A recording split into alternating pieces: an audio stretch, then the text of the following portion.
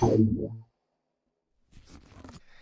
morning, good afternoon, or good evening, wherever in the world you might be tuning into the HopEUm League of Legends podcast from. Today, we have a slightly different format for you, a slightly different show for you, because anybody that has tuned into the HopEUm podcast over the last 20 or so episodes will know that what we tend to do is have a collection of our co-streamers here from the G2 army, as well as myself and Kitty, guiding through the conversation, looking back at the games, discussing what's happening in the scene, discussing what's happening here in Europe or around the world.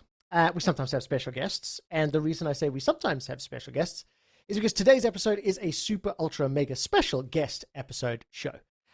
Everybody would have seen the news regarding Caps from last week, and to celebrate Caps, to celebrate the Western GOAT, we wanted to do something a little bit special. We wanted to do something a little bit different. So for today's episode of our podcast, it's going to feature a collection of interviews. We got together in person with some of his teammates like Skewmon, Broken Blade, Romar. We got to speak to some of our content creators like Tolkien and Trayton. And we got to speak to some washed up players like Finn to talk about Caps, talk about his career. And what we've done on today's episode is put them together in a little bit of a timeline. We're going to start by going all the way back to explore kind of what the European scene was like before Caps got there. Talk about what he was like in solo queue, and spoiler alert, multiple of my guests talked about how much of a toxic little kid he was in solo queue. I am not kidding. That is a direct quote from multiple sources that you're going to hear over the course of the next few hours, hopefully. It's about an hour and a half we got worth of interviews. As far as the guests are concerned, I want to give a massive shout out to the G2 co-streamers. From what I understand, almost everybody is streaming these interviews to their channel, to their audiences. So while we may not be interacting today, hopefully you'll get to enjoy the interviews. Hopefully I get to ask some questions that you'll enjoy hearing, and we'll definitely get to hang out next week. If this is the very first time that you're watching HopEUm, hey, this happens normally every Tuesday. Please do drop a follow on the channels. Check us out. We're on Spotify. We're on YouTube. Let us know what you'd like to hear and who you'd like to see on the show. So how about we start off by figuring out what happened in Europe about EU mids, man. Anybody who's about as old as me and was following the English scene may know that. But yeah, before Caps and Perks, there were a few other names. So I'm going to ask Romar to help us out. I will say very quickly, I'm really embarrassed about my intro for Romar, so please don't judge me. Please just skip the intro bit. Producer, can we just run the Romar video? I think I'm done. Our very first guest on this special episode of HopEUm focused on Caps is going to be the man that I have seen his nipples more than any other human being on the planet. It's Romar. You have too. He's always topless, always body painted. Romar, it is an absolute pleasure to see you, especially clothed. But I want to talk about Caps. But because you're the first interview, I want to talk about who came before Caps. Why is it that Caps is so revered? Because Caps replaced Perks. Perks replaced like Febevin and PoE, who replaced Expeke and Alexish. Like, first, let's start. When did you get involved in League? Who was the first legendary mid laners that you watched? First, hello, Daddy. First time I see you on the broadcast since a happy event. Congratulations. Thank you very much. I started in 2015 with Unicorns of Love, with Power of Evil, which was, at least back then, one of the really, really good mid laner, one of those guys which will win you a full day of Scream and stuff like that. The legends back then were Alexish, even if it was getting a bit hard to work with a Russian citizen already, so they had no working visa, stuff like that, so a lot of those Russian legends were gone. Expeke, obviously. Froggen, I forgot his name. Froggen. Yeah. Froggen was already a bit on the older side. I think, did he went to NA He did, already? yes. Yeah, which was a bit of a trauma for Europe, for sure. So that's 2015. I watched Misfit in 2017 with Power of Evil, with Ansama, obviously, and back then taking one game to T1 was the stuff of legend. To this day, Zerok 2. Max Law, yeah. I do not forgive you for that engage in the red side turret. It's a discussion for a different day and a different episode. But it is what it is. You tried. You played for the win. Congratulations. Messed up. That was a different story. That was 2017. What I wanna Caps know was baby. In 2015 and 2016, Perks comes in and takes over the mid lane, right? Yeah. But there was this, I don't know, this story, this feeling, this energy, like European mids were considered OP. Like it was the lane. Yeah. What was it like from your perspective as a manager for a team that didn't have like perks, etc.? Yeah, I mean, the market was crazy with extremely talented players. It was the beginning of those years where all those kids who started to play League of Legends when they were 9 or 10, they were started to get 16, 17, 18. That means they spent the last 6 years on the game, which was almost the entire short life, right? And they were looking for blood. They were creative, they were deadly. So we just watch a bit of the teaser for the documentary and seeing those old pictures of baby faced caps and baby faced perks and remember how both of them were cocky and arrogant.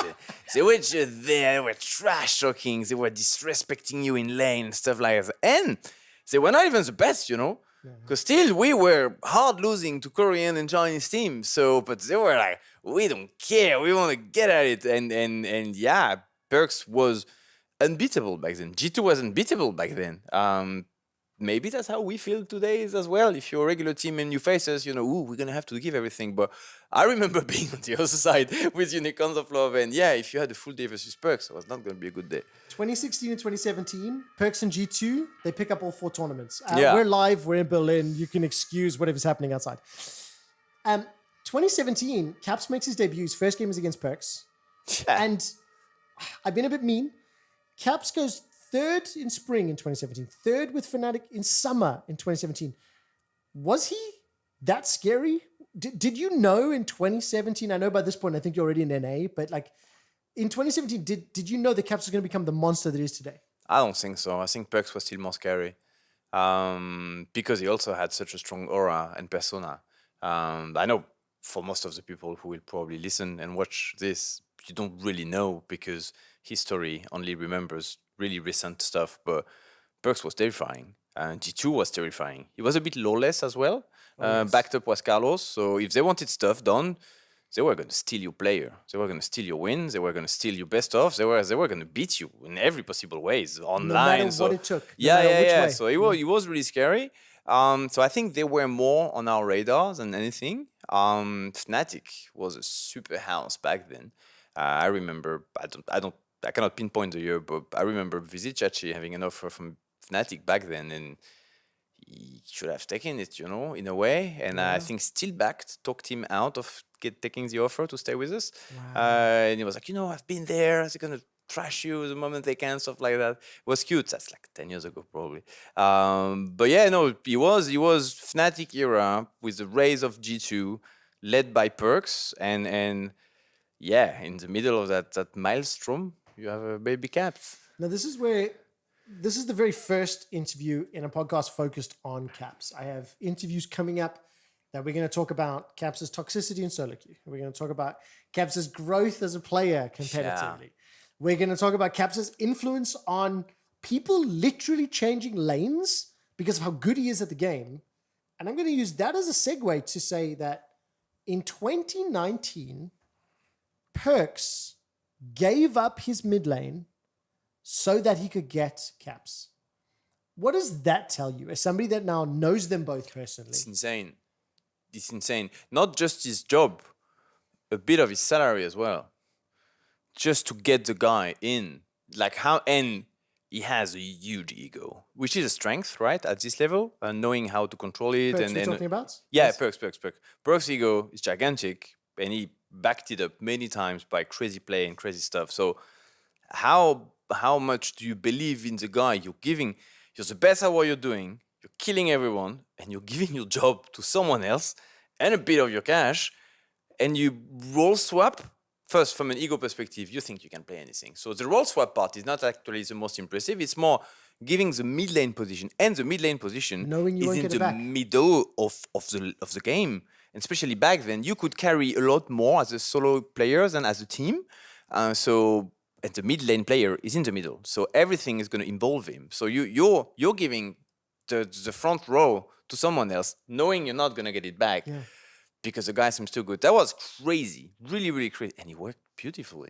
2019, G2, the the greatest team, the greatest players that we've seen to date. And there's been a few that you can argue and you can debate in terms of reaching it.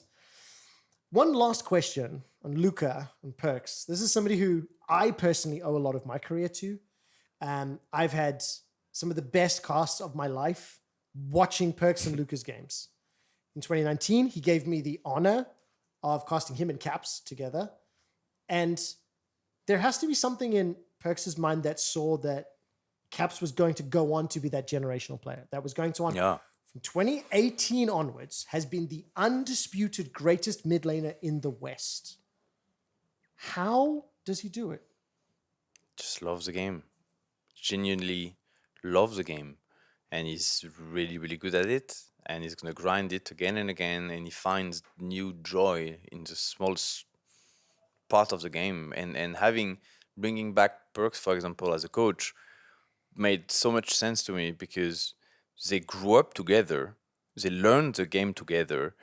And no one else can relate as much as both of them to what they lived. They discovered the meta. They created meta in the rough fire of Mordor, like some really specific place. You go to those crazy international event and you both have no food, no hotel room, whatever. So you live the same way. You are as young and each other. And then you need to find those new meta. So they learn the game the same way. So I'm really excited to have him back because of that period, I think they can relate to one another to no one else level, That's the goal, yeah.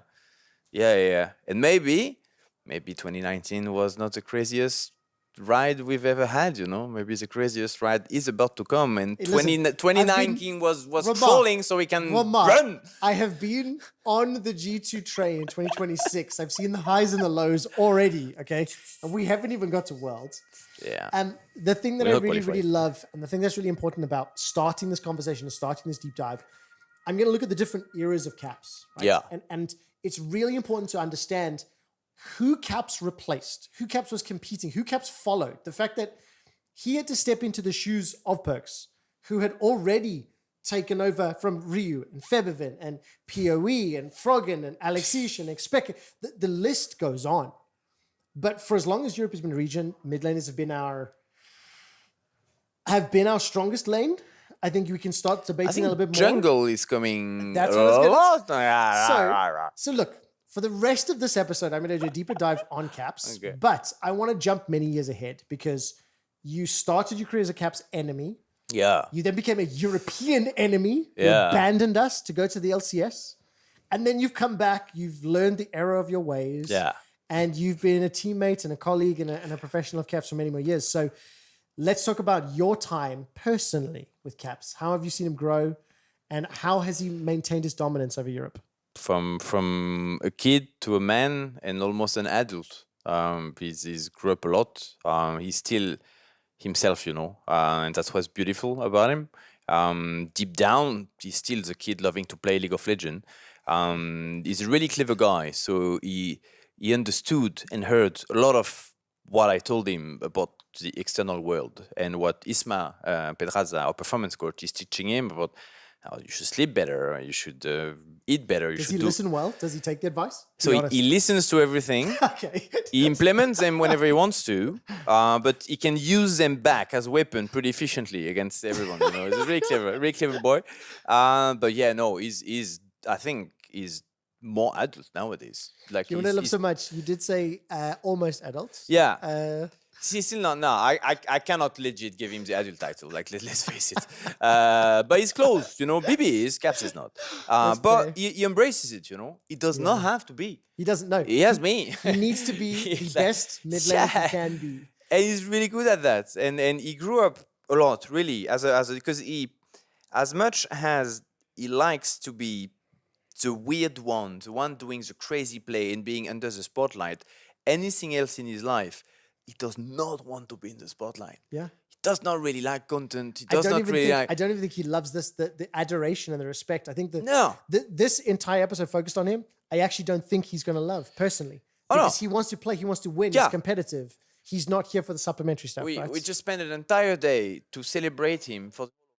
He probably hated 70% of it. And to be fair, it's not the easiest, right? Someone's going to sit you there and say all the good things about you, and then another guy's going to come to the same, another guy's going to come to the same, and then everyone's going to come and tell you how great you are when you believe, yeah, maybe I should really try this new build right now on lock mid. Maybe I should. So it's the neurodivergence makes it probably for him a bit hard to just be in this situation. Yeah. But he was a trooper about it, and he still understands it's good, right? And he finds some joy on it. He likes to be the special one. So he learned a lot of this balance. But such a huge star in a team, when you're a new guy entering the team and you work with Cap, you're expecting him to be a super team captain.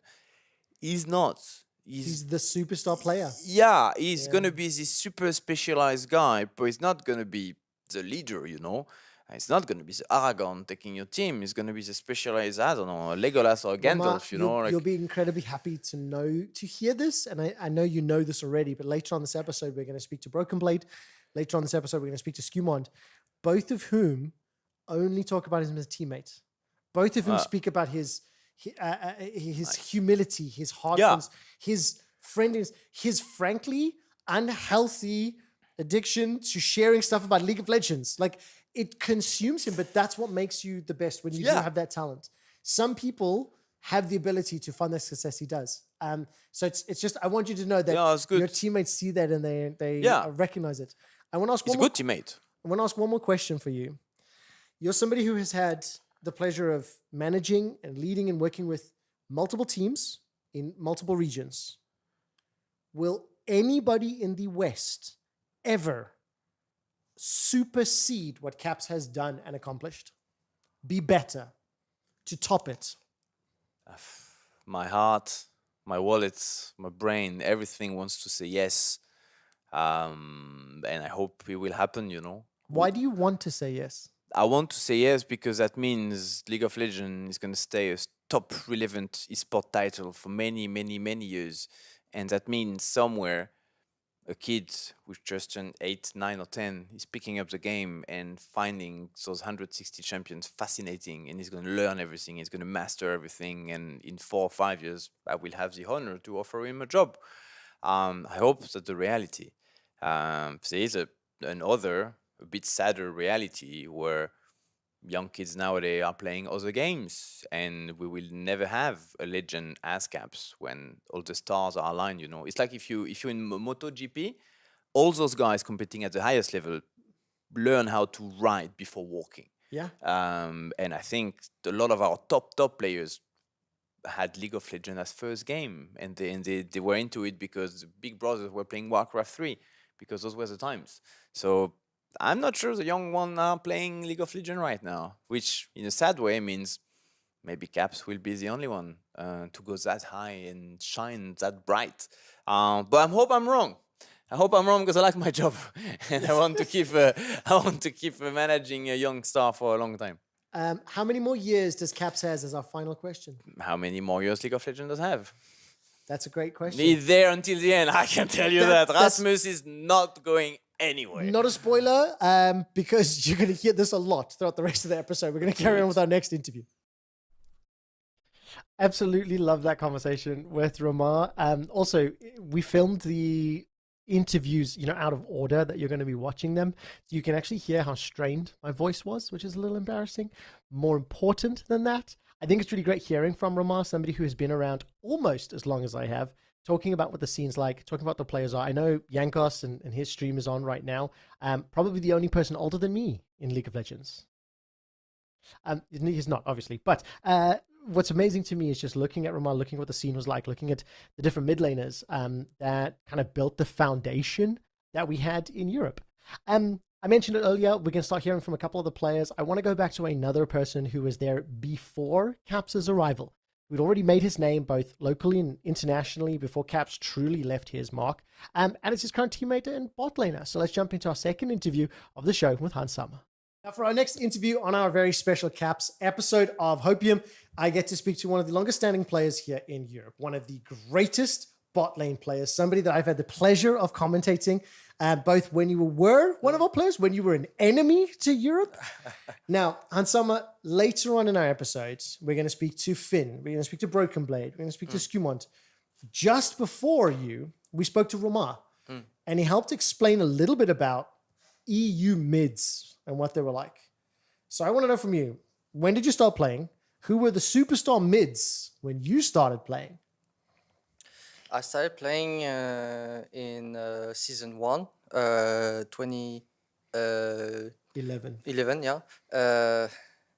But I didn't really watch competitive league back then. I just remember the earliest was when there was Taipei Assassin that won the Yes. Worlds, and I still remember seeing XPK and like being the goat of the mid laner from Fnatic.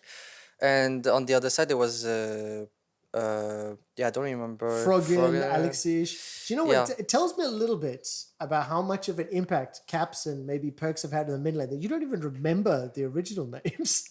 So let's fast forward. When do you get into the ELCS? Who were the mid laners that you hated playing against?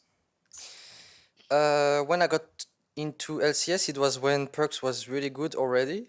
It was funny because a year ago, like a year before I joined LCS, it was more like Perks was still playing LANs, French LANs, and I saw him in real life in LANs.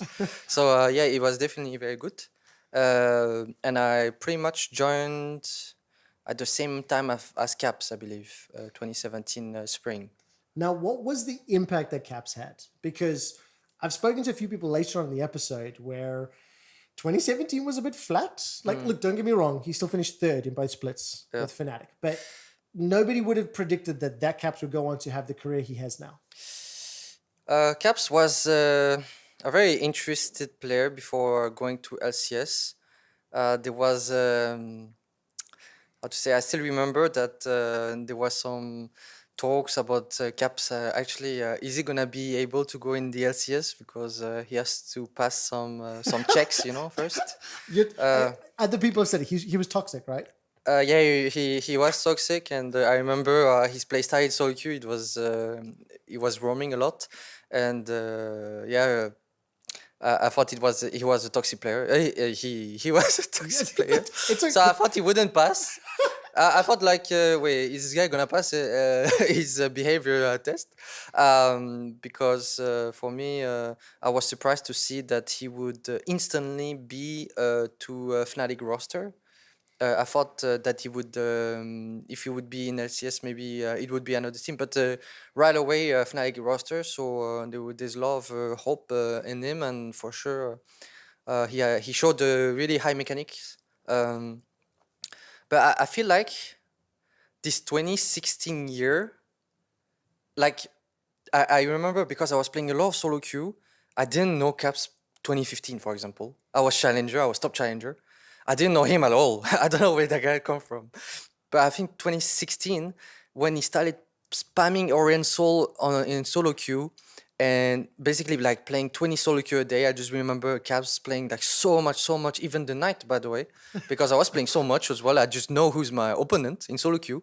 And it just felt like, and I think he was in a team in Turkish league, I believe. Dark Passage, yeah. And I thought that the guy in terms of skill improved so much through that year, like 2016, and going to 2017, he keeps improving, and he just acquired a skill that no one has, which is for me, even I said in the video, is he's dodging literally every spell and playing so cocky, and I don't think he had that skill before when I first met him in solo queue.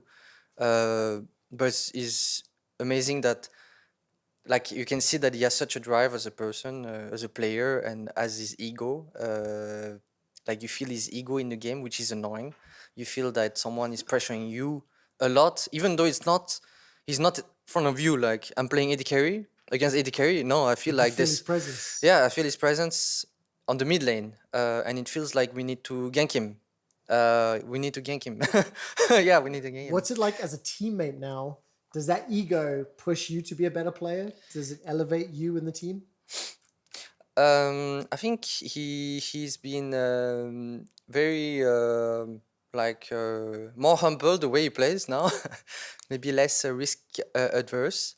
But it's definitely very nice that he shares how much knowledge he has for the game. I would like to say that his capability in the mid-late game is definitely top tier of this league. He's just by far the best at playing the the game out later stage of the game. Like he exactly know how to win the game, and depending on every variable. Uh, he would always do different things, Yeah. but he just knows how to win the game, which is impressive to me. I want to ask you a personal question now, because you're not the first person to say that Caps is toxic. You're not the last person. For the rest of this episode, you will hear it a few more times. But we're 10 years on. Rasmus is a different person in 2026 than he was in 2016. You've been by his side for several years now. How much has he grown as a person and as a player? I think he's grown a lot. Like, I think his development through the LCS, LEC has been very amazing. I came to the league at the same time as him, and for me, when I was not like even when I was in Misfits, I was seeing how he plays. Like on especially on the 2018, 2019 year, he just came in as a rookie the year previously to that. But he just likes being on stage. I don't think, for example, for me, it felt like it took maybe a while to actually get used to stage, or like actually smiling and really get Enjoying yourself it. out there Yeah. in stage and enjoying it. But I think he really took like the moment he stepped on stage, it felt like he enjoys it, and you can see with the play he does, he enjoys it in the game, and he made the two Worlds finals, which it's really a nice people don't do that. Yeah. And yeah, I think it was amazing evolution. I think playing with him right now is like a big pillar of the team, definitely, and it's great that we've won. Like since I came to G2 2023, we've won like so many trophies I can't count. Can I tell you So- how amazing it is to see you doing what you just described for Caps? Seeing the growth that you've had as a player, enjoying the stage, enjoying the spotlight. Sometimes you look quite cocky on stage these Yeah. days too. So it's amazing to watch. Thank It's you. amazing to see the influence that both Caps has had, that G2 has had. I've got one last question before we move on with the episode. Straight to the camera. Will anybody in the West be able to top Caps's record? I don't think so. It's gonna be very difficult because to top his record is basically winning worlds back to back to back, something like that. I would say so, like being a rookie already, because the moment he became a rookie, it's like he achieves first time achievement of Europe for so many, like that never happened. I mean, Europe won in theory season 1. That doesn't count. It doesn't count. Listen, it doesn't count. Straight up. You heard your first. Season 1 doesn't count. We're going to end this now. We're We going to move won on. Worlds. Hans, thank you so much. No, we won Worlds, but it didn't matter. We're going to move on. Next interview. It doesn't count. I still stick by that. I said it a week ago. I'm going to say it again. Winning season 1 does not matter. I really do like that question that I've asked a couple times already about how or if or when somebody will be able to top the legacy that Caps has had. Because since he's come into the league here in Europe, I think only 4 or 5 teams have ever won a title without someone having Caps on their roster. Like, it's crazy. One of the other subtexts that I love seeing in pretty much all of our co-streamers chats is checking whether or not the co-streamers were toxic. And spoiler, you were all toxic. I mean, come on. We were all 10 years younger. A lot of us were. But I think in terms of toxicity, in terms of learning how to communicate, in terms of some of those skills, like, we've all grown up with this game. Seeing Hansam where he is now, seeing where I am now. I think I have my son's toys somewhere over here. Yeah, right. So that's kids' toys. Like, we're growing up. We're becoming like proper old men. So we're going to continue looking at some old men because we've got now another coach streamer, somebody who hasn't been on the podcast just yet. This will be a first-time appearance for Tolkien. And we're going to talk a little bit about what Caps was like in solo queue. We've set the scene. We've talked about the years leading up to it. Now we're going to start diving a bit deeper into Caps, specifically what he was like as a player, what he was like on stage. And I will say I don't like to do this, but we got BB and Skewmon coming up later. They're particularly good interviews. Thank you for sticking with us. This is a ton of fun. Make sure you do drop those love comments and follows everywhere. And let's carry on with the show. It's Tolkien for our next interview. And our next guest is one of the older, I say respectfully, players in the scene. Somebody who was competing and playing before Caps came up. Now, in order to understand what the scene was like before, can you help our viewers understand where you were, what you were doing in 2016? How competitive were you? Because it's a long time ago now. Yes, in 2016 I was still mainly doing my German A-levels, so I was still in school, but we had lots of tournaments which were primarily being held online. But then the first offline event we had was actually in Denmark in 2016. I don't know if people remember, but I played back then with Upsets and some other rather unknown guys, but we played against Splice. And we went to Denmark and we played against 5 Danish players in Denmark, and the crowd loved to see us lose. Like they just loved it. And how bad were the games? I mean, Wanda was my enemy, and back then, I mean, I just knew he was better than me, and I felt it on the rift as well. And then we got... And Caps was your enemy? No, Caps was not. The mid laner back then was Senkax. Okay. Caps was not... so it was Splice, sorry. It was Splice EU, yeah. And then, I mean, just lost 3-0. I mean, we just... So, okay, let's talk about the competitive scene, because there's a lot of younger viewers. You're going to know this as well. Sure. I think a large majority of the audience kind of cycle through from time to time, you know, like 2, 3, 4 years. So the fact that we're standing here, we both got 10 plus years of experience says something. What was the competitive scene like in 2016, 17 in Europe before Caps came to the LEC or back then the ULCS? I mean, the competitive scene was really rather slim and small. I remember back then I started initially actually in the British scene because the holidays lined up with the German, not the holidays, the finals lined up with the German holidays. And we didn't really make money. I was playing for like a mouse pads. Yeah. Perhaps you got like a handshake. The I-Series events, multiplayer tournaments.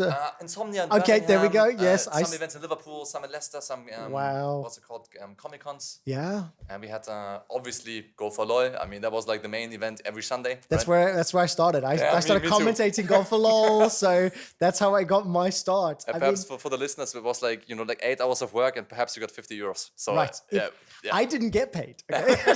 But look, it led to a career. That's okay. Okay. What I really appreciate is like we're starting to get a bit of an understanding here. And on this episode that we're focusing on Caps, the thing that I want to start to talk about is like, okay, how much did Caps change mid lane in Europe?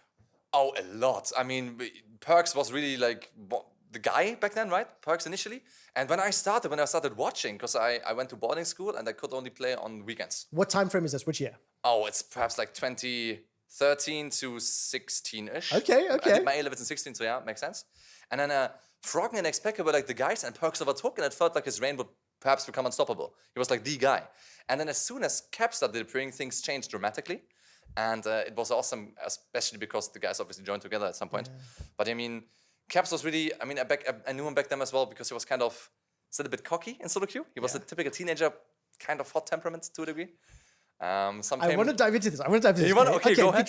Because I have seen a lot of commentary and I've seen a lot of screenshots of Caps's conversation. Okay, I'll use that word. Okay. Yeah, hilarious. So do you have any first-hand memories of what Caps was like in solo queue in 2016-17? I mean, I think the screenshot you're referring to is the one with Frenic and Hado. Yes, it is. And both of them were my teammates. So I had some personal experience as well. And honestly, we're just kind of laughing about it because sometimes when you see a player coming up, you know they're somewhat special and you can feel it in the game as well. And Caps really was this kind of guy, but he had the cocky teenage attitude to match this. So he was just, a bit funny and then, a bit aggressive. The thing that I really like about this is the tone that you have around both Caps, and we're standing here as well, where we were in 2016, both as humans, as adults, as men, very, very different. And I've grown up with League of Legends. Me too, yeah. I think it's very fair to say Caps has as well. Oh, for sure, yes.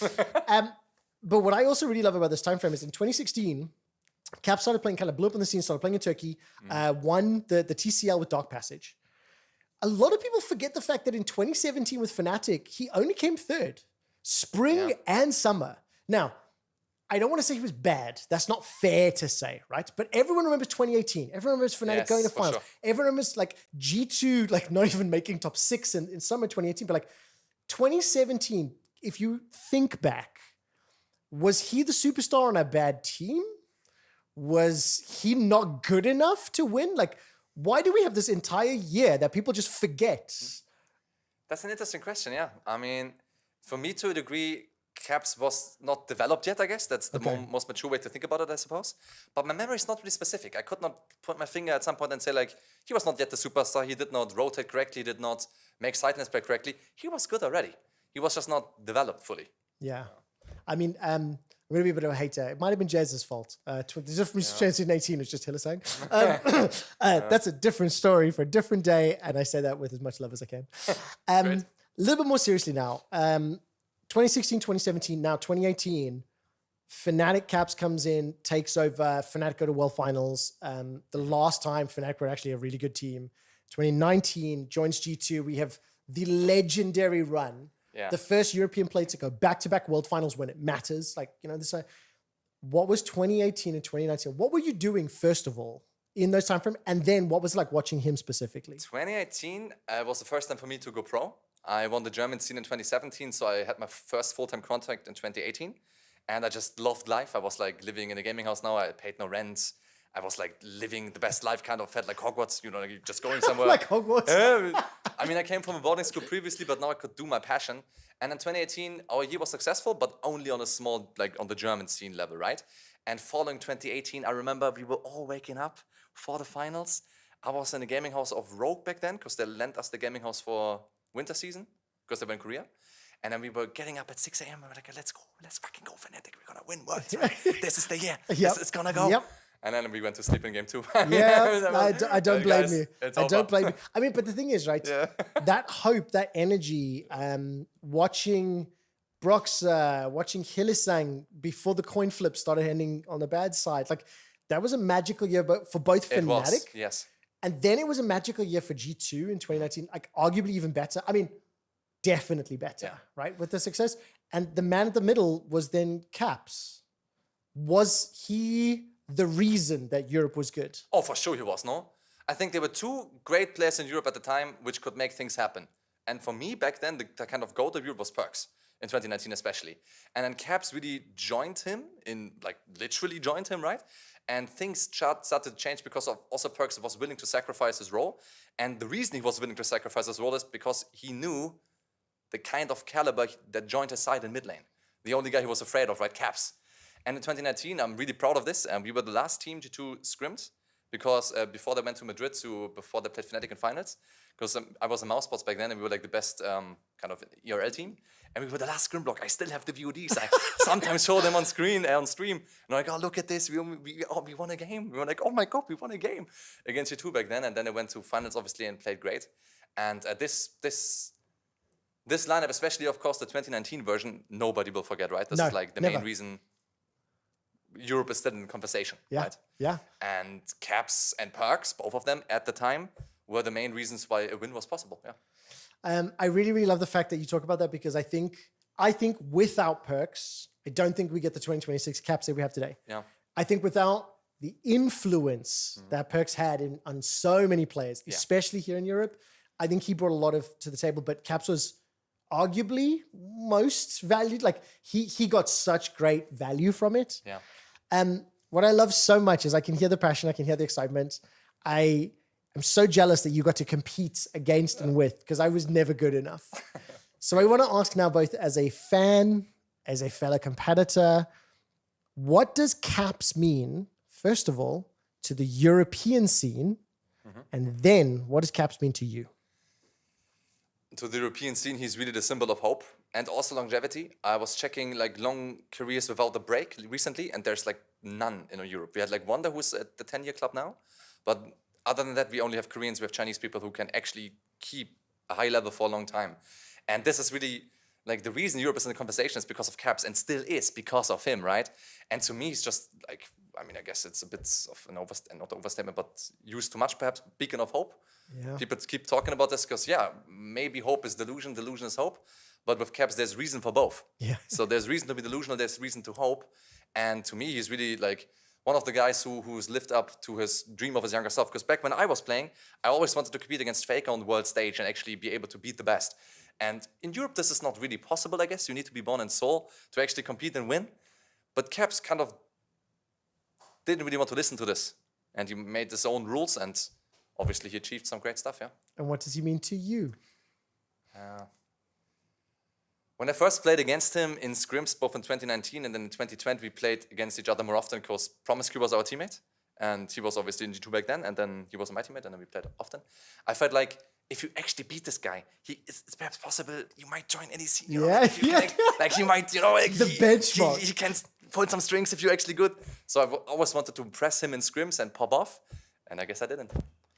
I think you've had a very successful career Yes, regardless, okay? You've been able to pivot, okay? Let's call it that way. Oh, sure, yeah. I love this so much. Let's talk very quickly then looking forward, okay? Greatest player of all time.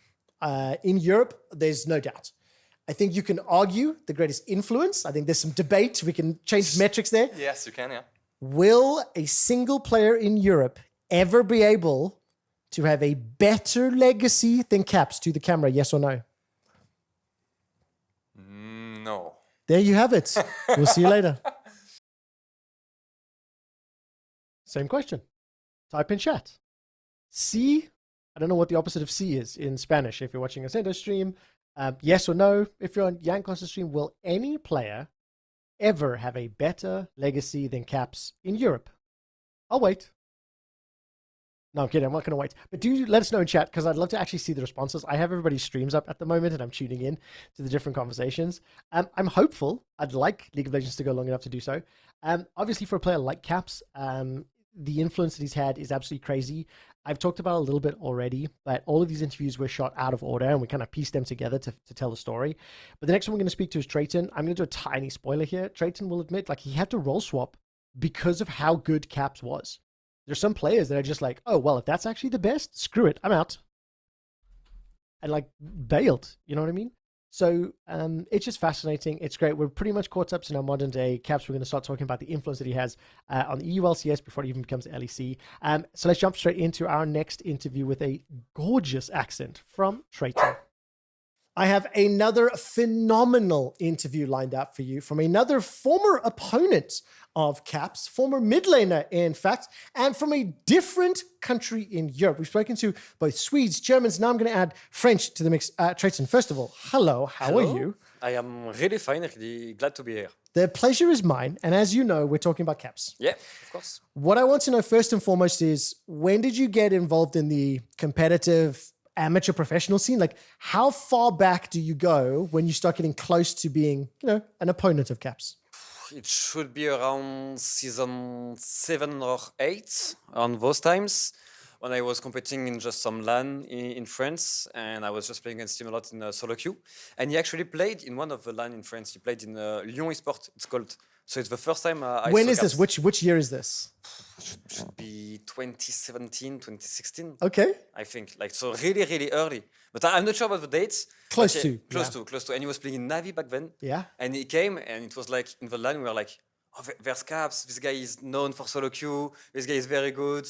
Let's be careful, because it was like full French, and he was the only one playing with a non-French team. So that tells you how good he was. Now, Yeah. you talked about solo queue. How notorious was Caps in solo queue? How was he an asshole? Was he good? Was it like, tell me about what Caps was like in solo queue. And to me, he was one of the best. I think he came out at the same timing of G2, what I remember, and they were not yet in LEC, and they were already so good. I was trying to be the best mid laner I could be in France and try to go big, and I would play against G2 Caps, and they would, it's like, it was Cassiopeia, Ryze, Orianna meta, so very skilled in the first few levels, and they would dive me between like my T1 and T2, level 3. So I was like, this guy is just too good. I cannot do anything. He dodges everything.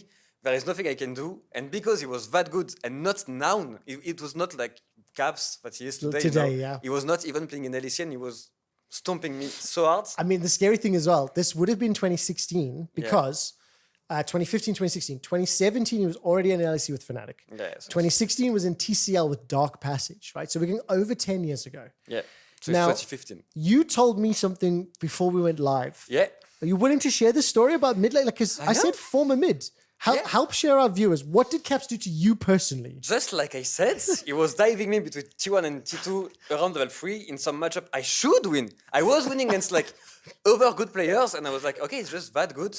And I was like, I have no future here, so I role swapped to supports because of Jizuke, Caps, and also Tukui that is not in France. But those three were just so good, and I was like, okay, I can never be this good in mid lane. What I really love is that it takes a lot of humility to be able to admit that, especially on camera, to loads of people. Yeah.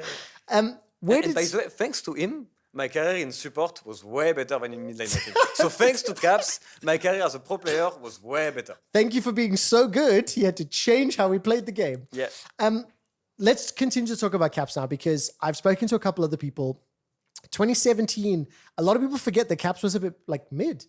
I mean, he only finished third in his debut year with Fnatic. 2018, we know Fnatic goes to Worlds. 2019 and onwards, the history with G2 is undeniable.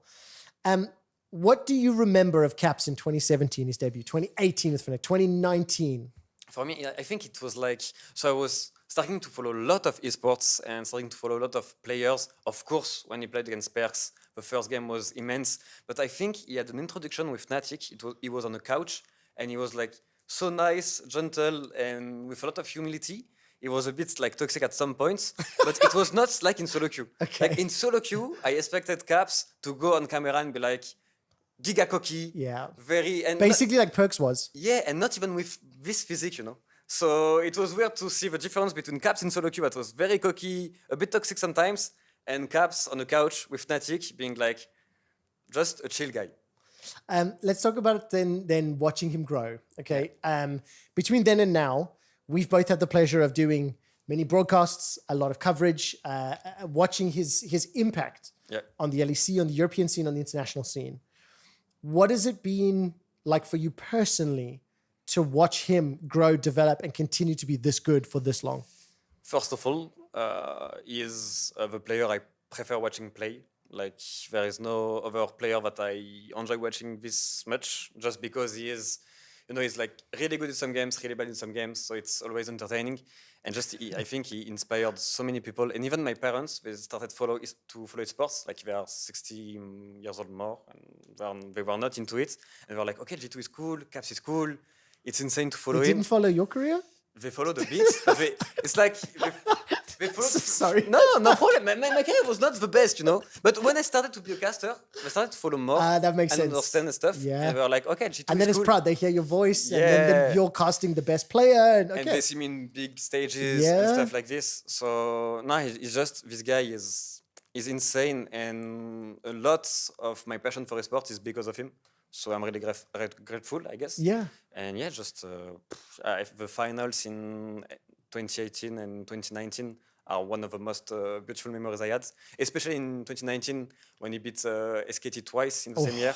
That was insane. The whole squad, it's almost magical, you know, this year. Yes, I really do, because part of why I became successful as an English commentator is because of what Perks did and then what Caps did. Yeah. I was fortunate enough to be a European caster covering the best European players that made such an impact that I looked good. Like, seriously, I did my job. But like, if Caps and Perks didn't do what they did, along with the rest of the team, of course, like I wouldn't have been as successful. So I'm eternally grateful. And I've really enjoyed watching him grow up as well. I've really loved seeing a lot of people bringing back screenshots of his toxicity in solo queue from 10 years ago, and seeing how he's now a really mature, responsible young man. Let's zoom out. And as somebody that's transitioned from pro play to broadcast work to maybe grow up in the space, how is he still this dominant 8, 9, 10 years later? It's a question you should ask him, I think. But Maybe we will later in the podcast. yeah, I think he just loves the game so much compared to other players. I've seen a lot of, it's been 15 years I'm in the industry now, and I've seen a lot of players having burnouts, having trouble to just enjoying playing the game. And I think that's his biggest strength. He's never tired of playing the game, and that's why he's still that good, I think. I've got one last question that I want to ask, and this is now from a slightly more regional perspective. Everybody on the planet knows how incredible French fans are. Yeah. Everybody on the planet knows how French esports and French esports viewers are violently passionate. Yeah. Okay. It doesn't matter the game. It doesn't matter the venue. France is an incredible place to be, Yeah. right? What do French fans think of Caps as a player if you were to speak on behalf of your countrymen? That's a tough question. It's kind of hard. I think the old guards would think of him as like the best ever and admire him a lot.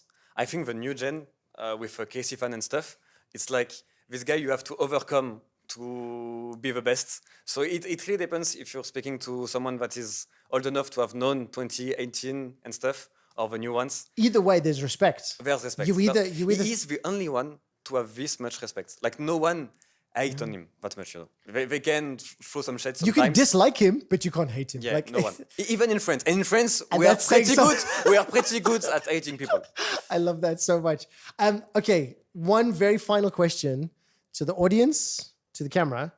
Will anybody top Caps's legend? No, because he is not done. So he will make his legend and no one will surpass him. In Europe, I think. Simple. On to the next episode. It's really fun rewatching the conversations, listening to the answers in depth, one in particular, hearing Trayton talk a little bit about the French community, talk about the French fans. I'm quite proud of my word usage. I do think saying they are violently passionate is pretty descriptive of French fans. Yeah. We've got a few more interviews obviously coming up, and I keep asking this question, I keep asking this thread about the impact and the scale. And I do think at this point it's starting to become a little bit obvious. But one of the things that I also do enjoy is that we didn't know what this special would look like because we didn't know what interviews were going to be. You know, we had a collection of names. We have Broken Blade Finn, Skumon still coming up. Only once we got the answers could we start to piece the stories together. And it's amazing to hear just how many people Caps got to compete against, how many people got to see the influence he had both in solo queue and on stage, and that's what we're going to turn our attention to now. For anybody who doesn't know, Broken Blade didn't make his name in Europe first. I don't know how many of our younger viewers are even aware of the fact that he went from TCL, competed in Schalke, played in LCS on Team Solo Mid. A lot of that context is important because he was a competitor. You know, Caps was his opponent for many years prior to them being side by side. Give that extra context because I don't think I cover it during the course of the interview. It's just kind of assumed knowledge. So if you're one of the younger kids, there you go. A little history lesson with Quickshot as well as the co-streamers. So let's jump into our next interview, this time with Broken Blade. Now, I get to speak to one of my all-time favorite players, one of my all-time favorite human beings, and one of the greatest and most successful European players to have ever graced the game of League of Legends. It is, of course, Broken Blade. I mean all those words sincerely, and I think you do know them. I think I've said them to you a couple of times in the past as well. We're talking about Caps, and we're talking about what the European competitive scene looked like a little bit before. Now, I think back to Broken Blade, and I think back to Mysterious Monkeys back in the day. Let's start there. Let's start. When did we start? What year is it? How much esports did you watch when you first started competing? I mean, back when I was a little kid, just playing amateur scene in Mysterious Monkeys, I didn't really know that much of Caps, other than that he was very annoying to play with in solo queue. Because he was like this cocky kid, always like trying to outplay you and then like writing some stuff. And if he wasn't going his way, he would just like literally ruin the game for everyone.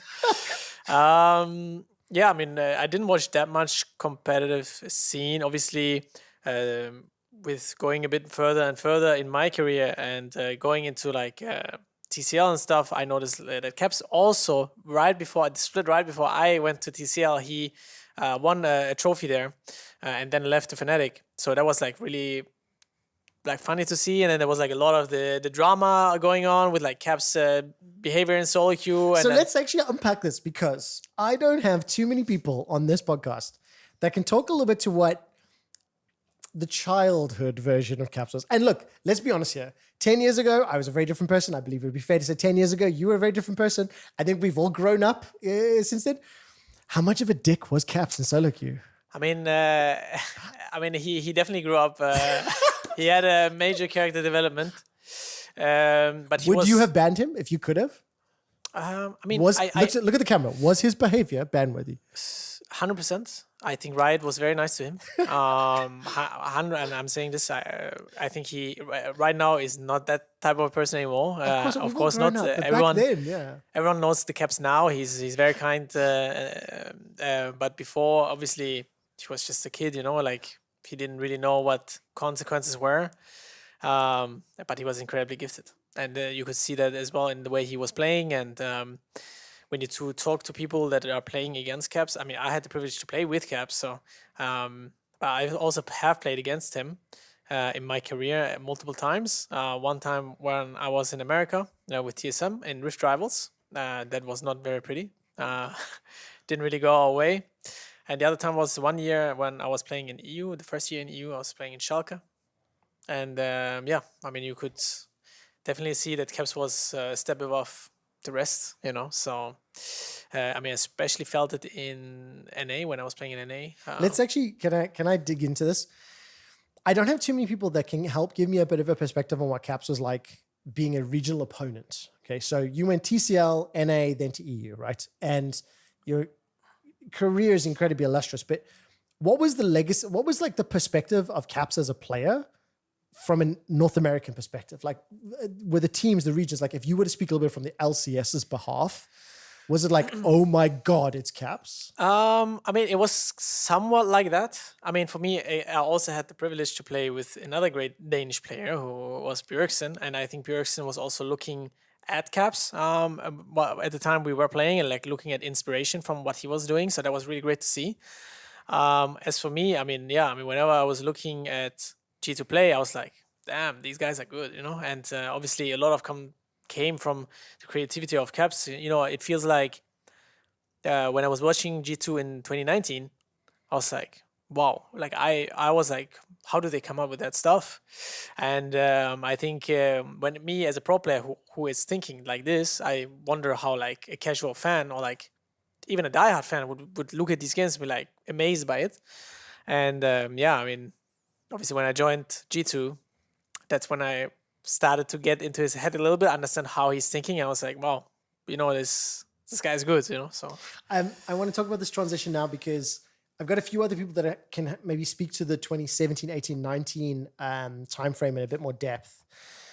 But you get to join, and I think it is fair to say you've always been a more mature player in terms of you're a bit more of an adult, you're a bit more of a man as opposed to a kid. And I mean this lovingly, but I think you'll understand what I mean, right? What was it like learning to play with Caps, learning to understand Caps? How did Caps impact your gameplay?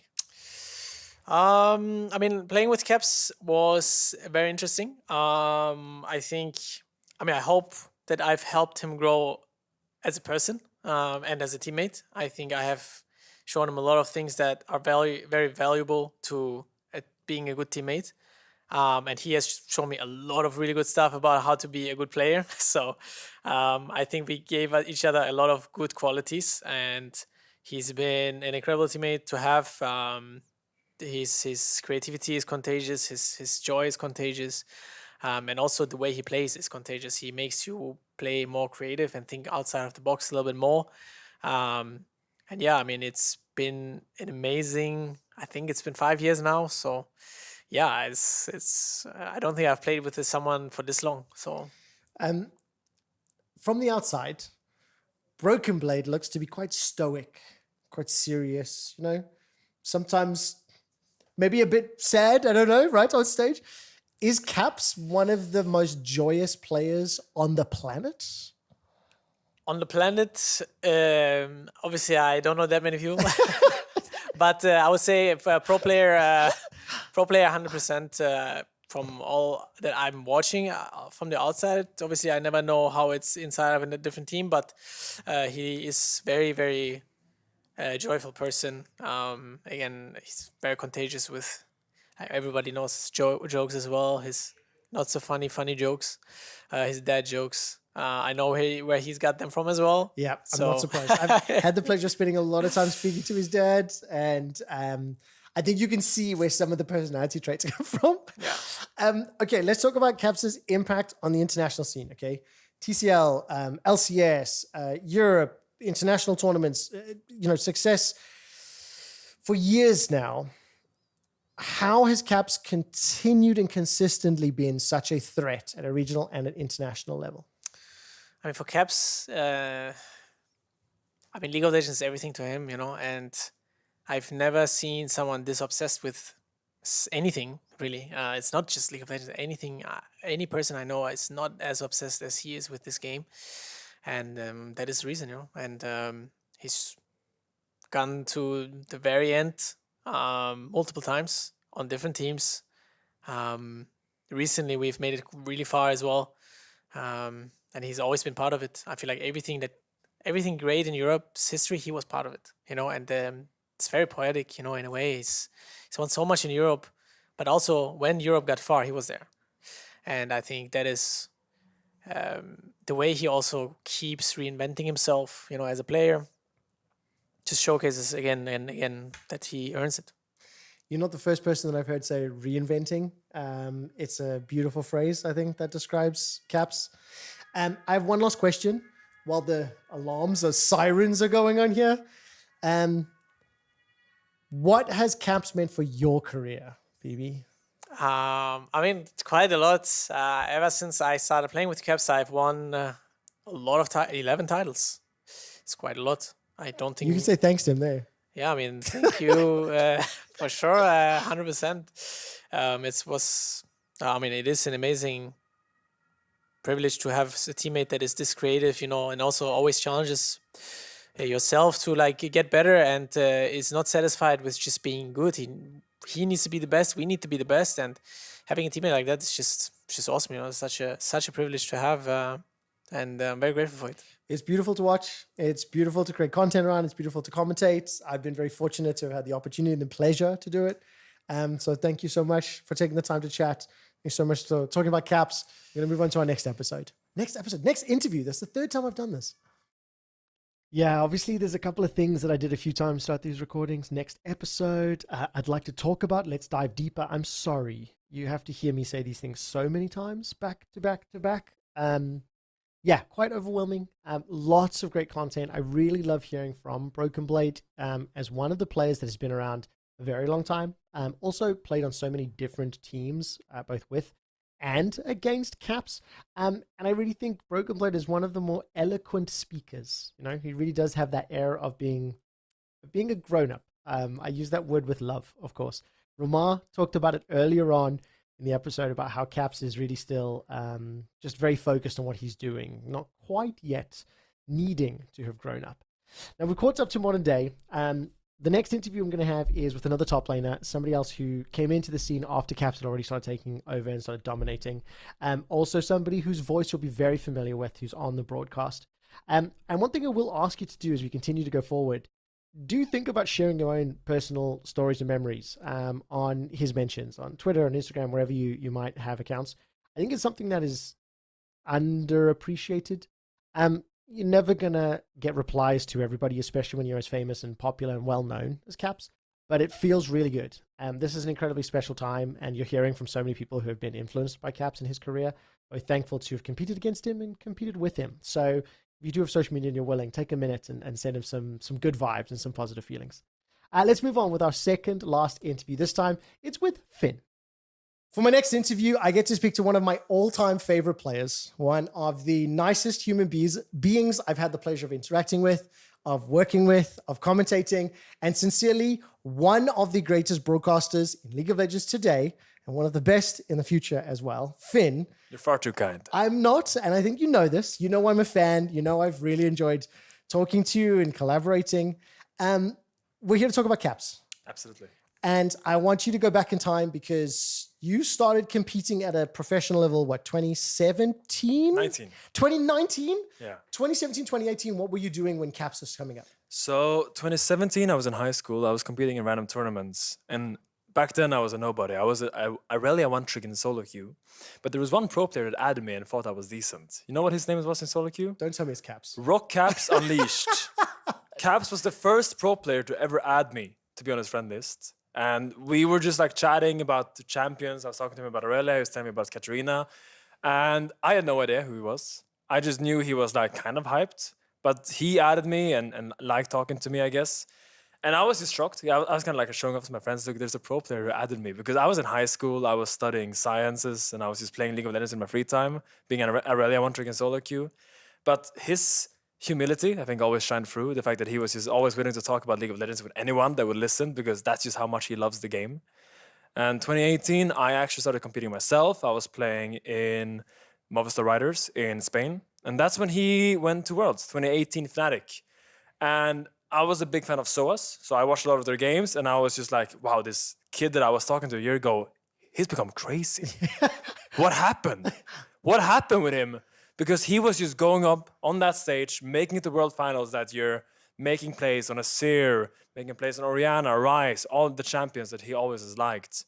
But then come 2019, and the man that I enjoyed watching so much was now standing across me. He was sitting on that stage with me, and I had to load into that game, and I don't interact with him in any phase. So come mid-game, I just see Caps walk up to me, and that's when I felt, I think, the emotion that really resonated me when I played against Caps.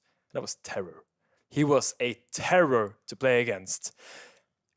I felt relief just knowing where he was on the map. Like, if I saw him forming a wave in mid or on the side, and I was like, okay, good, we know where he is. Because when he wasn't showing on a wave, I had no idea what he was doing. I didn't know what he was thinking. And that really set the story for the rest of my career against Caps. He usually got the better of me and my team, as he did As it's for many people. as For most many LEC people. players. Yeah. I do remember the first game I played against him on that stage. He was playing Kiana mid. Kiana had just been released, this new really flashy mid-lane AD assassin. Of course, Caps wanted to get in on that. Of course, yes. Of course, Caps wanted to play Kiana. So he played Kiana against me and had a fantastic game against Larsen. Larsen was playing Renekton, the best Kiana counter at the time, and Caps just ran the game. And he ended up getting a triple kill in our base. And you know what he does?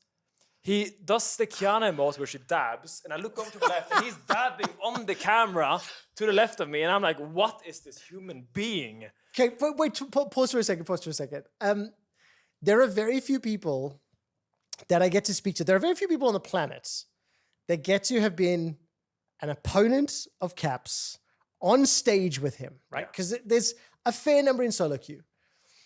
How much different is it competing against him versus every other mid laner? Makes all the difference. Because let's also not forget, like, it's him and the team, right? So 2018 was Fnatic. I know obviously 2019 onwards has been G2, right? But is it just Caps? Is it the team that makes him? Is he just that good?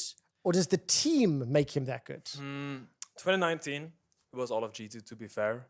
But no matter what team Caps played on, he always had a massive presence in the game.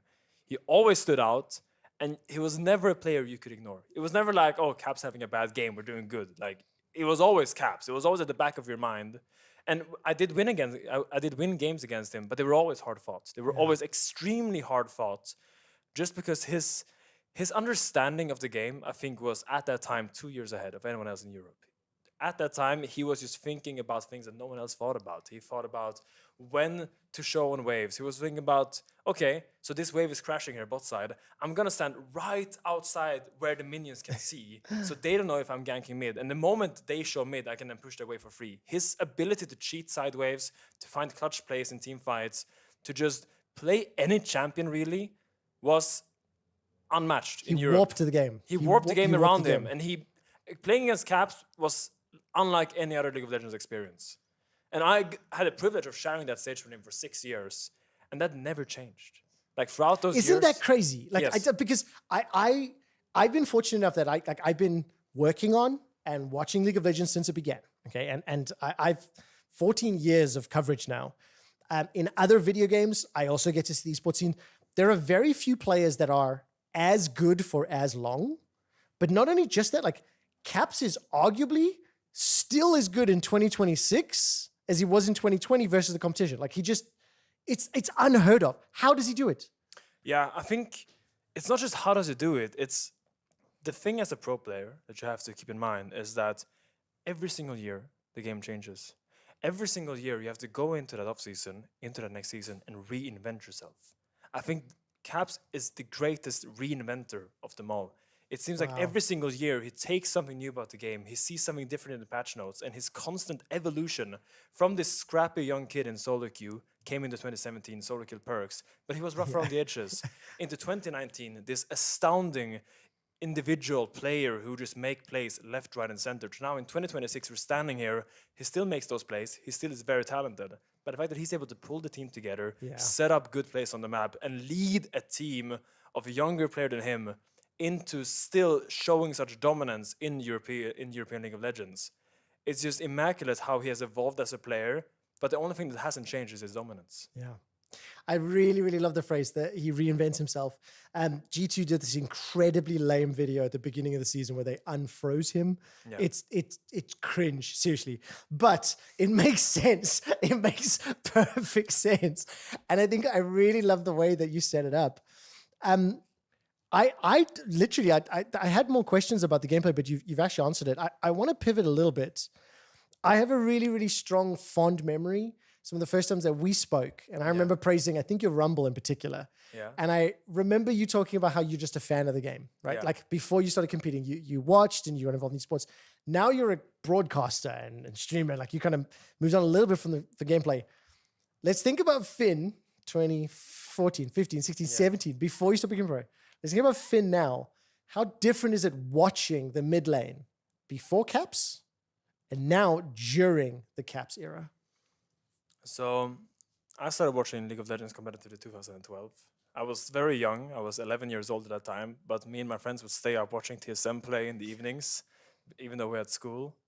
And eventually that transitioned into watching European League of Legends. I wasn't really that much into European League of Legends. I was watching a lot of Back then, and it was way cooler as well. Yeah, LCS. I was watching a little bit of LCK here and there. But then something changed 2017. Partly it's because I met Caps and I was really invested into him just because I had him on my friend list and I was like, I wanted I know to do exactly what you well. mean. It's like, woo, he's my friend.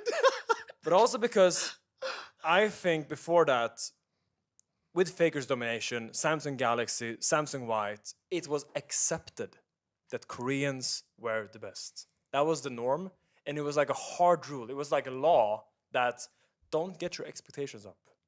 Don't do it. Don't start to believe because you'll only hurt yourself in the end. 2018 is the first time Europe as a region started to believe. And that came with the explosion of Caps. It came with a European player showing that we can go toe-to-toe with the East. And on that path, we saw 2019. We won MSI. He has been the catalyst, not just for a team, but for an entire region of people, young players that now are watching LEC. You know how it is today. Yeah. Whenever Europe doesn't win against the Asian teams, we're frustrated, we're agitated, people are mad.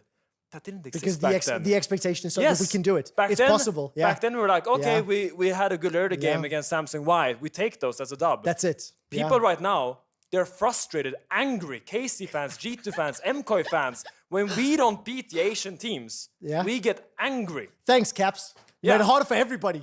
But that's what he has done. Exactly. He has brought emotion, investment, and hope. The region that was just struggling. Can I tell you what? I started this interview by giving you a lot of praise. I'm going to end this interview by doing the same thing. You could have spent so much time talking about your career, but you sat here and you elevated one of the greatest players that we've had the pleasure of watching. You've had the pleasure of competing. It's an easy player to elevate. Listen, he did it himself, okay? He did it himself. Yeah. Finn, I'm going to say thank you so much for taking the time. We're going to carry on with the Caps episode of HopEUm. Caps episode of HopEUm. Thank you so much to Finn. Thank you so much to everybody who has taken part. Obviously, all these interviews were filmed back to back last weekend after celebrations, after the announcement, after the get-together that happened here in Berlin.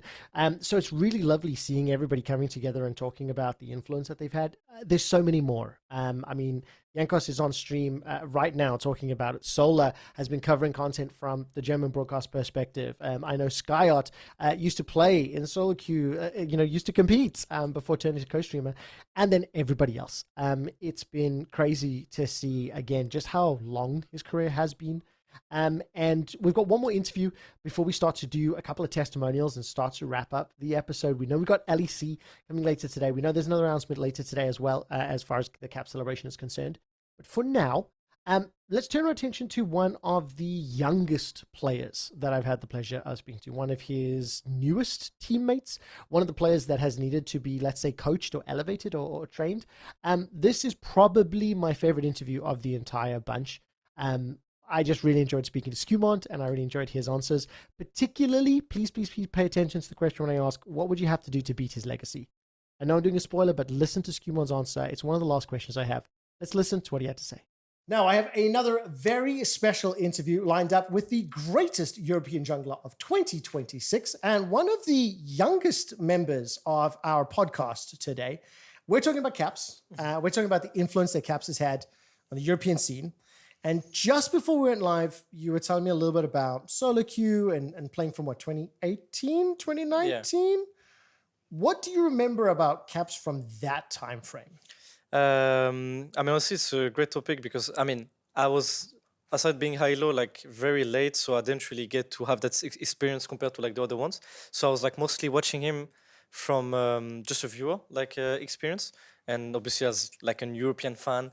So I started watching him like I believe around 2018, because before actually being a pro player, when I was just like low elo, let's say it that way, I didn't really have like any, how do you say, ways of and visualizing myself being a pro at some point. So I was just watching for fun. So most of the time was watching MSIs and Worlds, like the biggest tournaments that you can like look for. And I've started watching him so like 2018 when he was like on his breakthrough year in Fnatic. And I didn't really know any of the storyline of like, you know, the baby faker for like when he actually started. But I've was already like hearing his name as one of the biggest talents in Europe, and seeing Fnatic like just performing so well on the international stage was like my first thought that I had of him. And yeah, I mean, what can I say, right? Like 2018 and 2019 were like the peak age of Europe, back-to-back World Finals and one MSI title. So yeah, I mean, I really viewed him as like low-key like an idol for me, from like as a European fan, of course. Obviously, there's like players like Faker and like all the currents, but from Europe, Caps was definitely one of the players I enjoyed watching the most, because I was also playing mid lane back in the days before like being a jungler. So obviously, like, did he make you role swap?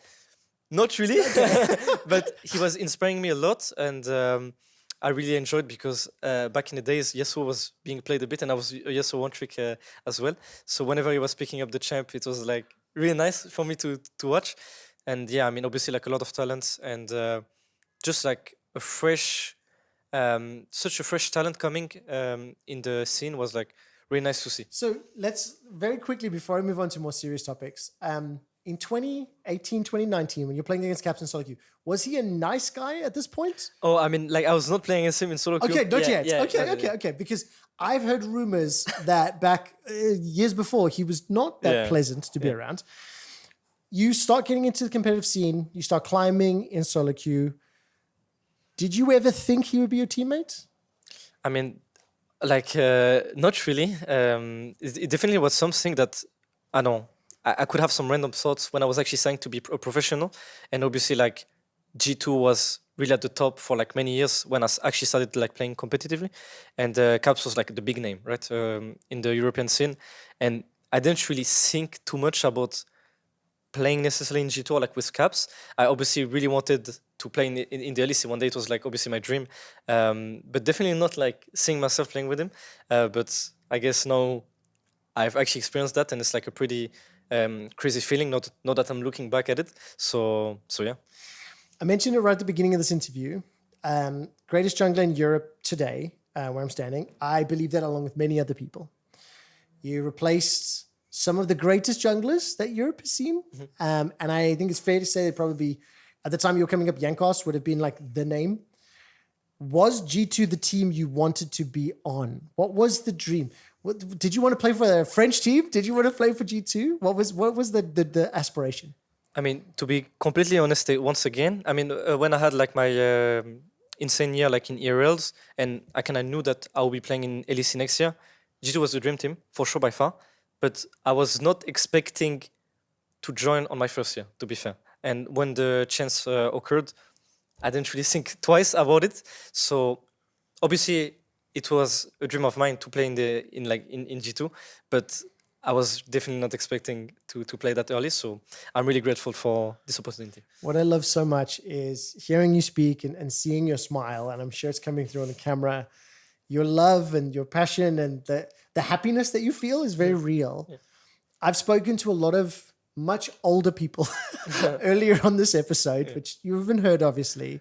There's one of the younger members. Is Caps an old man to you? is he an uncle that's teaching you?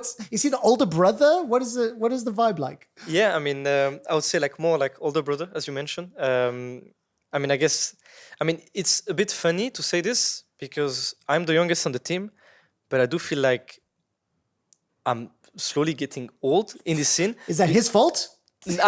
Probably not. He's like helping me a lot, obviously.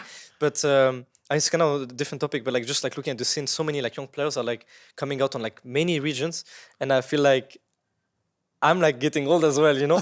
But definitely Caps like it's still like very inspiring to see that he's always at the top of his form, and it's like only like the greatest players like him, like Faker, and like many of those are the ones that stood out the most in our memories because they're the one that can consistently show up on the biggest stages. So that's probably like the most inspiring thing for me for Caps. Now, Skew, as one of the younger players on the scene, that's also now catching up to the history, right? We've spoken to Broken Blade, we've spoken to Hans Sommer, we've spoken to players that have been around that have so many years under their belts. When you look at what Broken Blade's done, when you look at what Caps has done, does this give you hope for the future? Does this make you look and go, hey, I can do this for 2 years, for 5 years. Like, screw it, I'll do this longer than Caps can. Yeah, for sure. Like, it's definitely something that I'm inspiring to do, and I would like to have this kind of legacy that Caps has. Obviously, it's not going to be an easy job, right? Because we've seen so many players in like different regions. Some of them had some great years, but it's very hard, as we mentioned before, to like stay consistent. Only the greatest names are able to show this kind of performances year after year. So I'm hoping that I will be able to keep this kind of shape on the future. And obviously, the most important thing in the end will be like world and like international events. So if I'm able to, and we in G2, as long as I'm staying in the team, able to show up on these moments, I'm pretty confident that one day we'll be able to win an international trophy again. I love hearing the teamwork and the support for everyone around. If I can ask you to be a little bit selfish, what would it take for you to build a legacy that's even better than Caps's?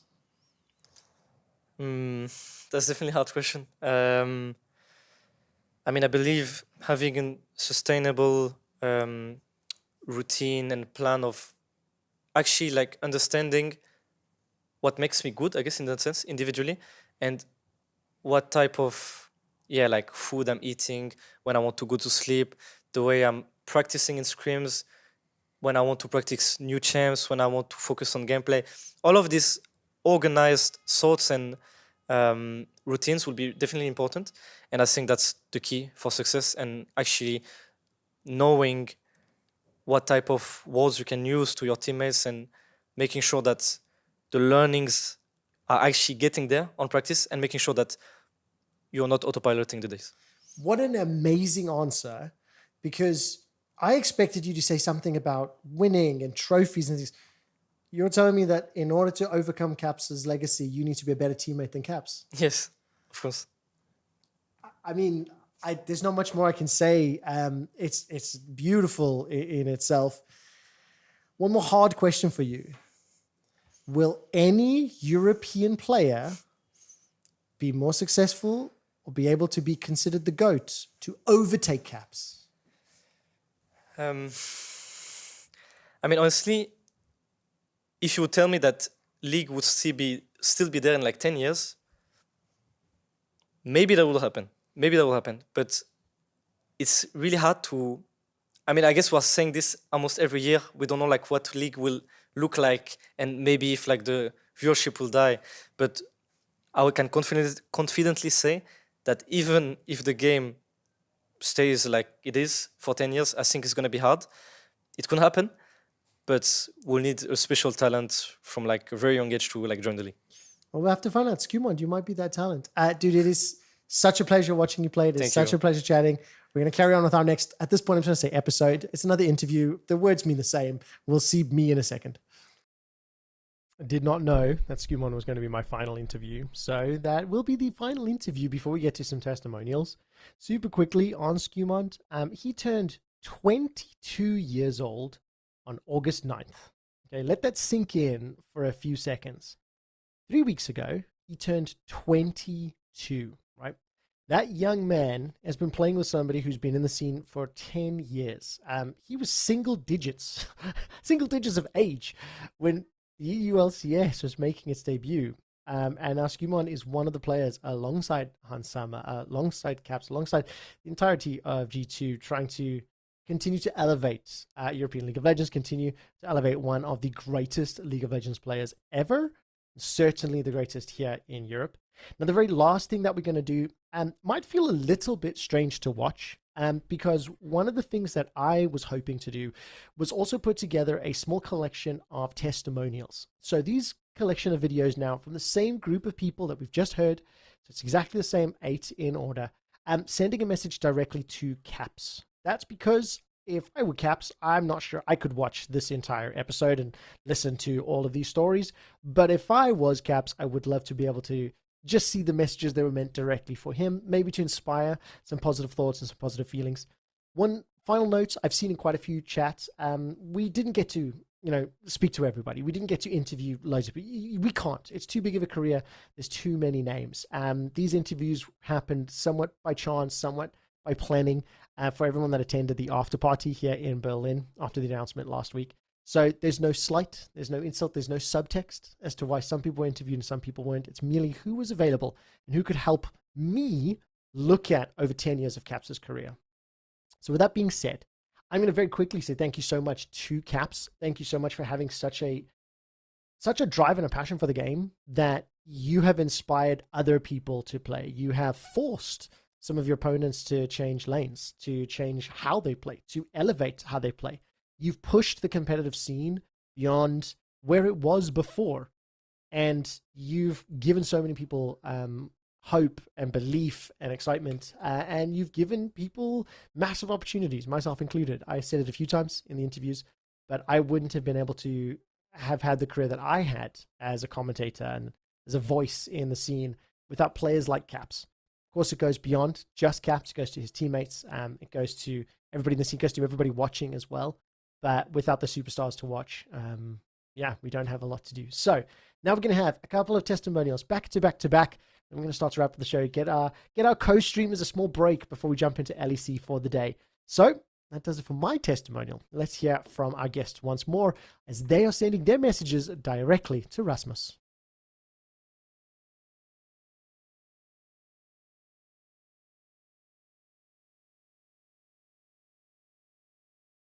Hello, Rasmus. I want to congratulate you for being inducted in the Hall of Legends. There is no other player that should be deserving of that title in Europe.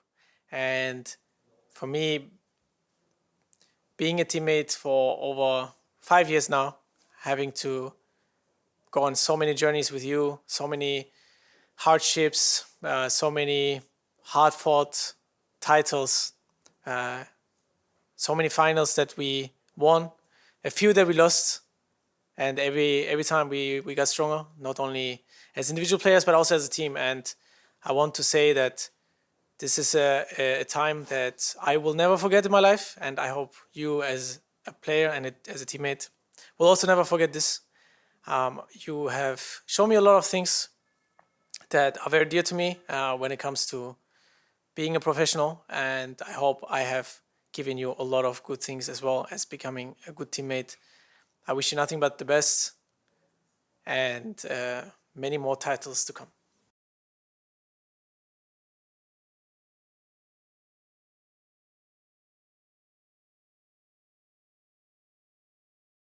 Caps, you're the sole player that made me believe that I could go as far as to beat the Asian teams at Worlds. But you're also the sole player who ruined those dreams. And for that, I curse you, but I also thank you, because the impact you've had on European League of Legends is immeasurable to no one. And I love to see you with your creative picks, and I love to see your smile. And don't ever let that smile fade.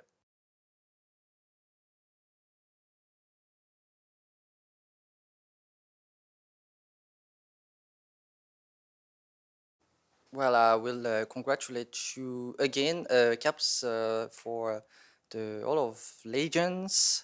Definitely deserve to be a legend. And yeah, there's been a lot of clips of me being your highlight, yeah, again, and yeah, definitely very big achievement.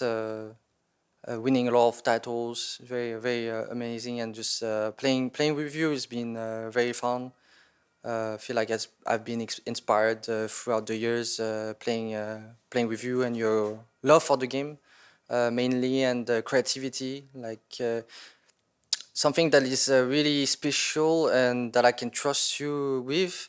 I always feel like your strength on the mid late game is just on top of this world. I feel like it just like you just know how to win the game, and it always feels like good when you take over the leadership of on those moments when there's either like a Baron or like a Baron fight or lane push towards Nexus or like a Elder fight. You exactly know what's going on or how you wanna play the game out there. So it's that was very all the time impressive to me.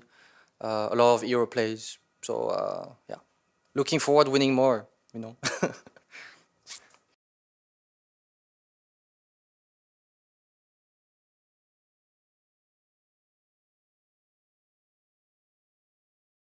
Rasmus, they forced me to do that. I just spent my entire day in the last 6 months working my ass off for you to smile a bit today.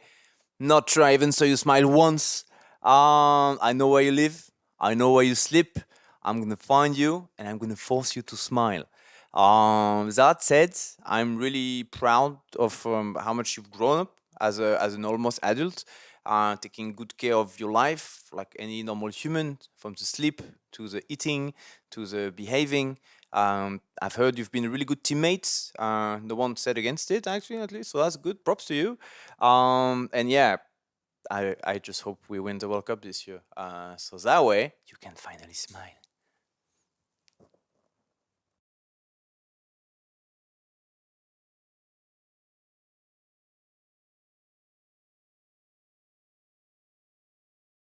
So hello, Caps. First of all, I want to congratulate you for like being inducted in the Hall of Fame, as it is totally deserved. And as a new teammate of yours, I joined last year.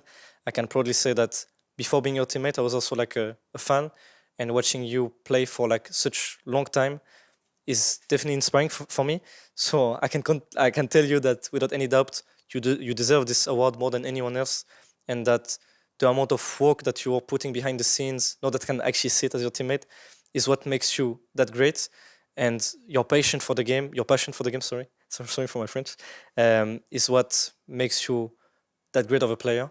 So I guess I just want to say congratulations once again, and thank you for being my teammate.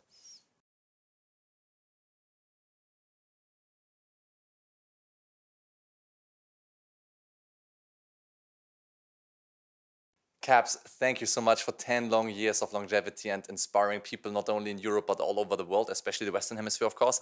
I still remember you as like the guy who was drinking like his orange juice, doing some memes and being kind of like young passion, young energy.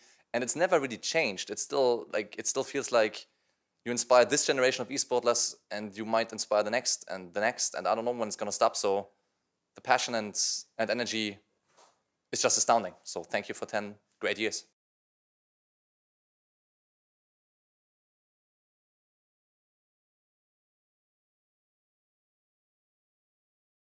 So I have to say a message to my favorite player ever. This guy made me roll swap. That's how good he was at the time in solo queue. I have no words, I think, for the feeling I have watching Caps play. Even today, he's the person I like casting the most. I truly hope he will one day bring the World Trophy to Europe, and I truly admire him. Even my parents are now fans. They are like 6 years old and more. So yeah, that's insane to bring so much generation, so much people together. So great job, Caps. Keep going, and we hope we will see you with the World Trophy. Thank you so much to everybody who took part. Thank you so much to the entirety of our G2 army and our G2 co-streamers. I know at this particular event, for example, Sendo just decided to ignore me the entire time. I tried to get to him. I tried to get him on the show. He just didn't reply to my text. He didn't answer me. So thank you so much for that, Sendo. I mean, bro, ¿por qué? Regardless, this is just a very small way to congratulate Caps, to celebrate his career, to look back at the influence that he's had, and to obviously congratulate him on his induction into one of the greatest clubs of all time. I think you can hear my little doggo. She's getting a bit tired. I am too, and we're getting ready for the LEC. So thank you for tuning in. Thank you for watching. If you're not following any of the channels, please do drop a comment. Let us know what's happening, what you enjoyed. If my dog's not too loud. Goodbye from me. Goodbye from Appa. Where's she? There we go. And we'll speak to you all soon. Good night. Goodbye. Enjoy LAC.